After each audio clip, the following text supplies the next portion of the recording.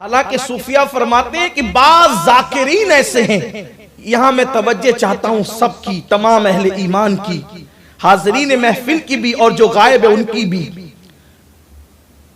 صوفیہ فرماتے بعض اللہ کے ذکر کرنے والے ذاکرین ایسے ہیں کہ ذکر ان پر خود لعنت کرتا ہے اور ان کو غافلوں میں لکھا جاتا ہے۔ کیوں؟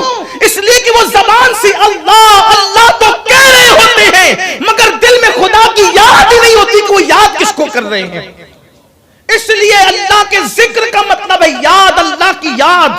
تو جب زبان اللہ کہے تو دل میں بھی اللہ ہونا چاہیے، اور جب دل میں اللہ کی یاد، غفلت کے ساتھ جو اللہ کو یاد کرے، جیسے کہ میرے آقا علیہ السلام فرماتے ہیں بعض قرآن پڑھنے والوں پر قرآن لعنت کرتا ہے، کیونکہ وہ قرآن کی آیتیں تو پڑھتے ہیں لیکن وہ سمجھتے نہیں کہ وہ پڑھ کیا رہے ہیں۔ قرآن مقدس کا حق تو جس طرح قرآن کا یہ حق ہے اسی طرح ذکر کا حق یہ ہے۔ اور واللہ جو اللہ رب العزت کا نام لے اور دل میں بھی خدا کو یاد کرے، پھر اس کی آنکھیں آنسوؤں سے تر ہو جاتی ہے۔ اور میرے آقا فرماتے ہیں جو تنہائی میں خدا کو یاد کر کے روتا ہے، اللہ قیامت کے دن اس کو عرش کا سایہ عطا فرمائے گا۔ لیکن ہم تو غفلت کے ساتھ اللہ اللہ کہے جائے، کبھی کبھی طوطے کی طرح، کبھی کسی اور انداز میں۔ یاد رکھیے تو ذکر کی تین قسمیں ہیں، ذکر باللسان، ذکر بالقلب، زبان سے ذکر کرنا، پھر دل میں بھی اللہ کو یاد کرنا، اور تیسری قسم ہے ذکر بالجوارح، اعضاء سے اللہ کا ذکر۔ یہاں ہم ناکام ہو گئے، یہاں ہم ناکام ہو گئے۔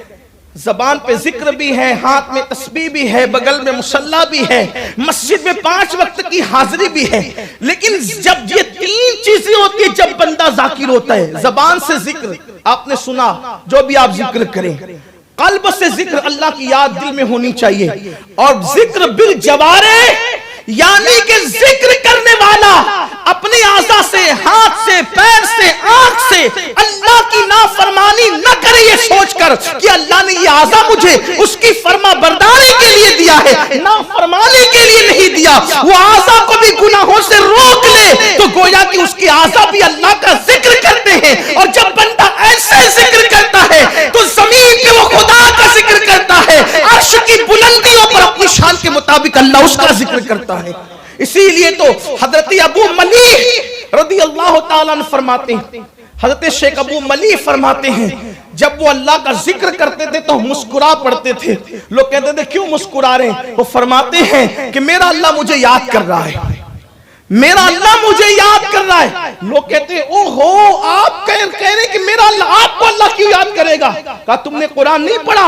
فَاذْكُرُونِي أَذْكُرْكُمْ، جو میرا ذکر کرتا ہے پھر میں اس کے چرچے کو بلند کرتا ہوں، اس کے ذکروں کو بلند کرتا ہوں، اس کے چرچے کرتا ہوں۔ اور پھر حدیث پاک میں ہے کہ جب تم انسانوں کی محفل میں مجھے یاد کرتے ہو تو میں فرشتوں کی محفل میں تمہیں یاد کرتا ہوں، تم زمین کی پستیوں میں مجھے یاد کرتے ہو، میں عرش کی بلندیوں پہ تمہیں یاد کرتا ہوں، اور اگر تم اکیلے میں مجھے یاد کرتے ہو تو پھر میں بھی اپنی شان یکتائی اور تنہائی کے ساتھ پھر تمہیں یاد کرتا ہوں جیسا کہ اس کی شان ہے۔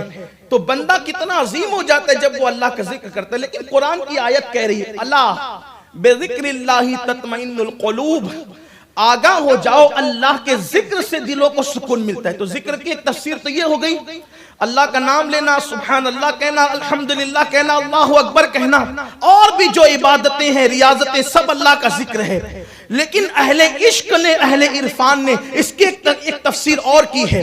قرآن کہتے ہیں الا بذکر اللہ تطمئن القلوب، آگاہ ہو جاؤ ذکر اللہ سے، اللہ کے ذکر سے، ذکر اللہ سے دلوں کو چین ملتا ہے۔ تو یہ ذکر اللہ کیا ہے؟